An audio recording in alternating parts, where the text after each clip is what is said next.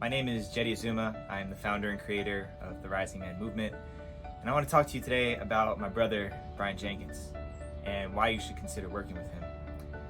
I've worked with thousands of guys in my career, and Brian tops the list when it comes to men who walk the talk.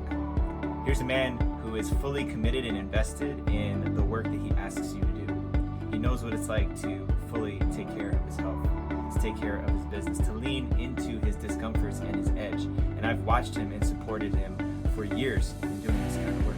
If you're considering working with Brian, if you're questioning whether you should jump into his programs, into an opportunity to work with him one-on-one, whatever it is, say yes, because I guarantee you, you're going to get way more than you could possibly invest into this man. You're going to get your return back tenfold, because Brian is a man who shows up fully, who gives everything that he has to make sure you become the man you've always wanted to be. So take the leap, take the jump.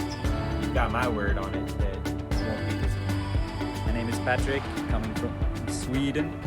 I just finished the Elite Man Mindset Activator, and wow, before the Elite Man I was drifting. I didn't felt like I had any purpose or drive or anything, but after, wow, my energy is back top, my mood is much better, I feel more confident than I have done in many years.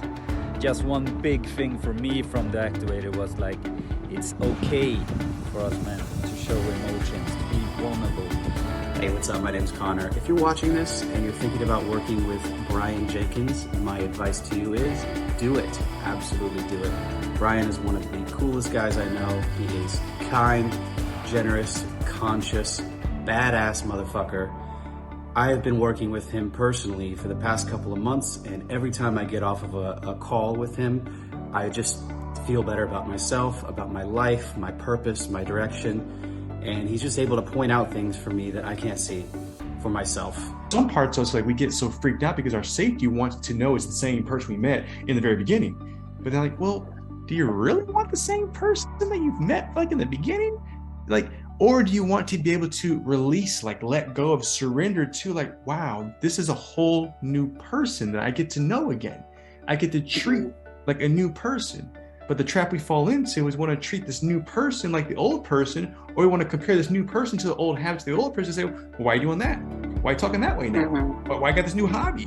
You used to like blue, now you like red. Since when? You're like, since now I like red. That's when, right? Like, but in versus just getting like excited about it, like, oh, okay, like let's go on a date and actually let's start from scratch. It's not a question of can we never feel again, never have an argument. That's not the question. It's always going to happen. It's how do we want to be? How do we choose to be when this comes up? How do I want to interact and experience my partner when this comes up?